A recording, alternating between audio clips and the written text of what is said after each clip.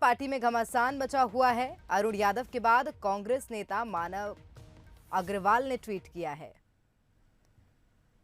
तो मानक अग्रवाल ने ट्वीट कर लिखा कि कमलनाथ हमेशा पार्टी की विचारधारा के विपरीत चले हैं। कमलनाथ गांधी जी की या गोडसे की विचारधारा के साथ हैं। कमलनाथ किस विचारधारा के साथ हैं, स्पष्ट करना चाहिए। अधिक जानकारी लेंगे। न्यूज हेड शरद द्विवेदी जी फोन लाइन पर जुड़ गए हैं। शरद जी, आपसे जानना चाहेंगे किस देखा जा रहा है कांग्रेस में काफी ज्यादा घमासान दिखाई दे रहा है। लगातार कांग्रेस बिखरती हुई दिखाई दे रही है और अब बाबूलाल चौरसिया के कांग्रेस में शामिल होने के बाद एक बार फिर से उसी प्रकार की स्थिति बनती दिखाई दे रही है।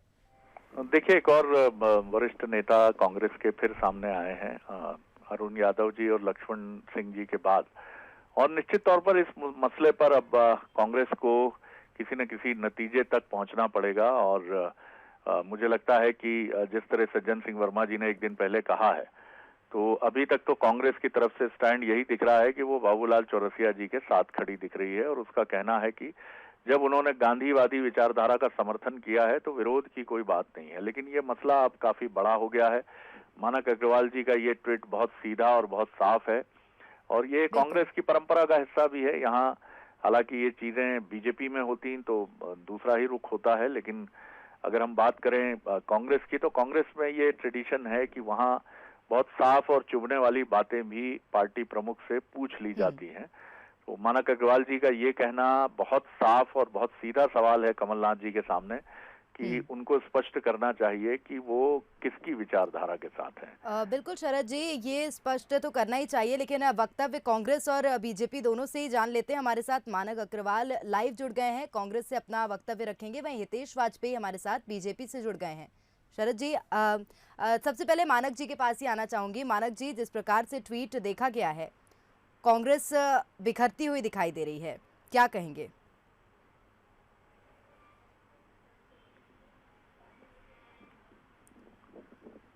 तो हिंदू सोनिया जी, राहुल जी और प्रियंका जी के नेतृत्व में पूरी कांग्रेस एक है।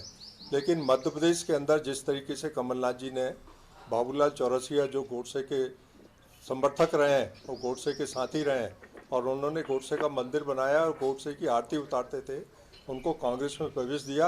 उस दिन से कांग्रेस के कार्यकर्ता मध्य प्रदेश के बहुत दुखी हैं। हजारों कार्यकर्ताओं के फ़ोन आ रहे हैं कि कमलनाथ जी को ये तय करना चाहिए कि वो गोडसे की विचारधारा के साथ हैं या कांग्रेस की विचारधारा के साथ हैं।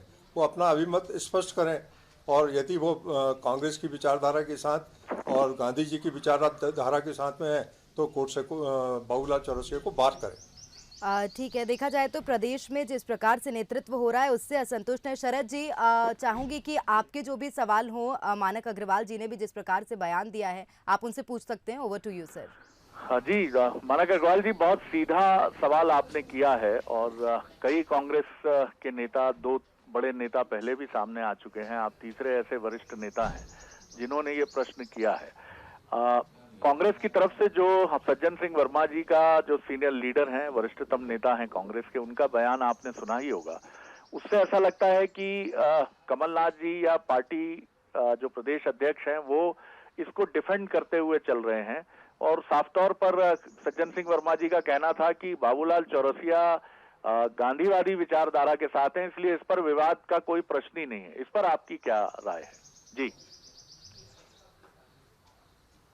जी देखिए, बाबूलाल चौरसिया कभी गांधी जी की विचारधारा के साथ कभी नहीं रहे और न कभी आ सकते हैं, क्योंकि विचारधारा ही गोडसे की विचारधारा है। जिन्होंने महात्मा गांधी की हत्या की उस विचारधारा के साथ जुड़े हुए हैं, तो वो गांधी जी की विचारधारा के साथ कैसे आ सकते हैं?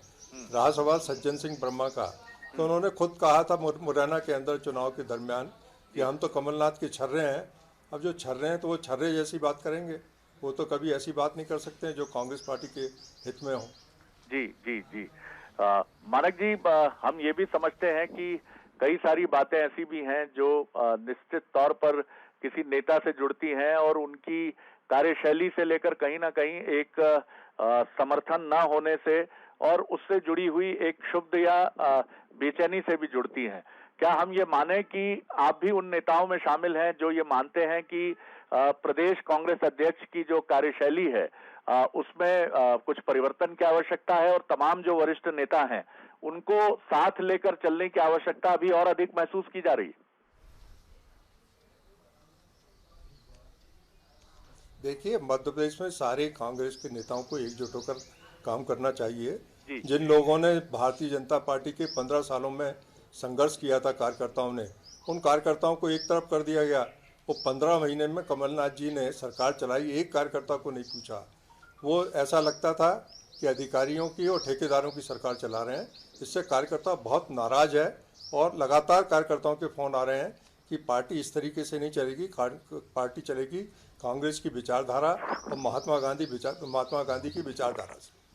सर, क्या आप एकदम खुली बात जो कह रहे हैं, हालांकि कांग्रेस में परंपरा है, लेकिन मानक भाई, क्या आप अनुशासनहीनता और इन तमाम चीजों को बिल्कुल दिमाग से हटाकर ये तमाम बातें कह रहे हैं?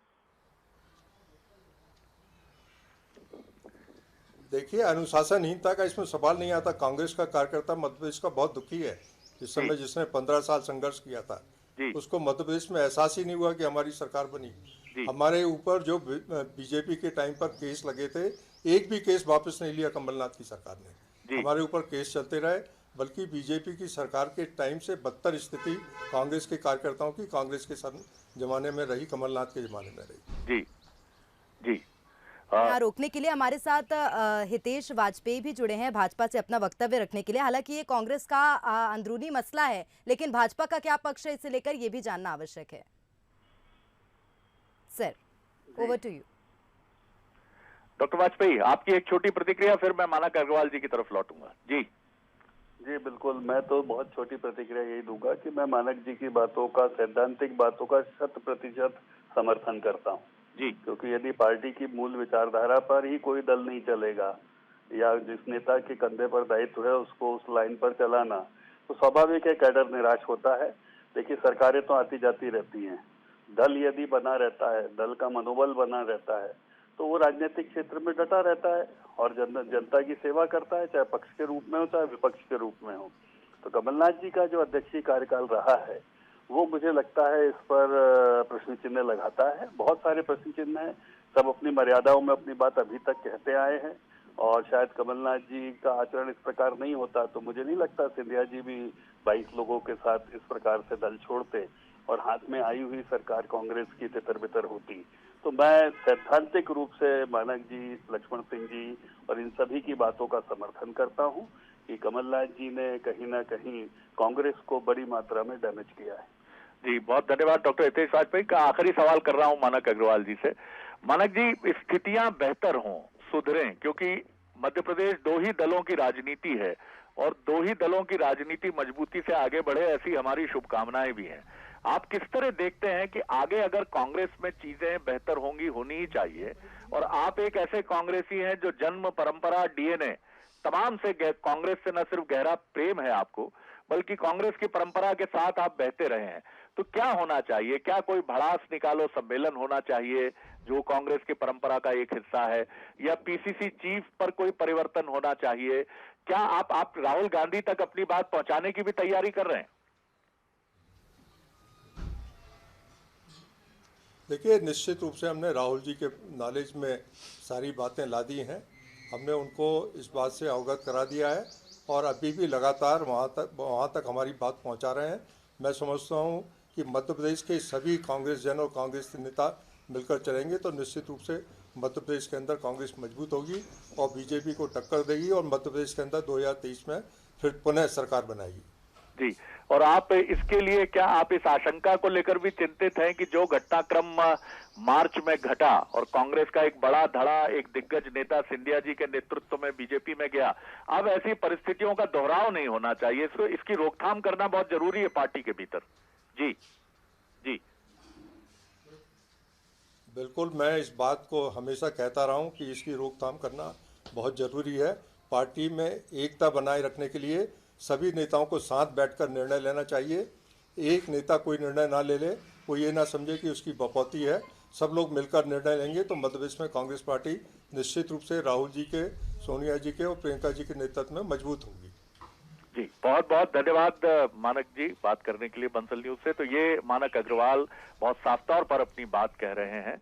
राहुल जी तक अपनी बात भी उनका कहना है कि हमने रखी है, आगे भी रखेंगे, और वो इसको लेकर भी दृढ़ प्रतिज्ञ होकर ये बात कहते हैं कि जो पहले परिस्थितियां बनी हैं कि कांग्रेस का एक धड़ा बीजेपी में चला गया, उन स्थितियों का दोहराव रोकने के लिए ये बहुत जरूरी है कि कांग्रेस में जो भी बेचैनी है, उसका जो भी कारण है, उसको रोका जाए और मोनोपोलाइज चीजें पार्टी में ना हो, जिसकी वजह से नेताओं में असंतोष होता है, कार्यकर्ताओं में असंतोष होता है और अंततः ये पार्टी के विखंडन या पार्टी की टूटन का कारण बनता है। प्रेरणा। बिल्कुल, बहुत धन्यवाद शरद जी। तो बता दें कि बाबूलाल चौरसिया के कांग्रेस में शामिल होने पर पार्टी में घमासान जारी है। आइए आपको सुनवाते हैं क्या कुछ कहना था अरुण यादव का, जिसके बाद प्रतिक्रिया मानक अग्रवाल की ओर से भी सामने आई थी। गांधी के हत्यारे गौडसे का मंदिर बनाना, उसकी पूजा अर्चना करना और फिर उसको गांधी की विचारधारा से मेल मिलाप कराना, ये मुझे उचित नहीं लगा और इसलिए मैंने अपना जो मेरे मन में था वो मैंने अपना विचार प्रकट किया सबके सामने। और ये मेरा विचार नहीं है, ये विचार प्रदेश के और देश के लाखों लाखों उन कांग्रेस कार्यकर्ताओं का विचार है। बाबूलाल चौरसिया स्वीकार है कांग्रेस में? स्वीकार, कोई गांधी जी के विचारों को यदि मान रहा है, शरणम गच्छामि हो रहा है और गलती मान रहा है, तो इसमें मैं नहीं समझता कि बुरा है। जो लोग ये प्रश्न उठा रहे हैं उन लोगों को भी अपने गिरेबान में झांकना चाहिए। तो अरुण यादव के बाद कांग्रेस नेता मानक अग्रवाल ने भी ट्वीट किया है। मानक अग्रवाल ने भी ट्वीट कर लिखा कि कमलनाथ हमेशा पार्टी की विचारधारा के विपरीत चले हैं। कमलनाथ जी स्पष्ट करें कि वे किस विचारधारा के हैं।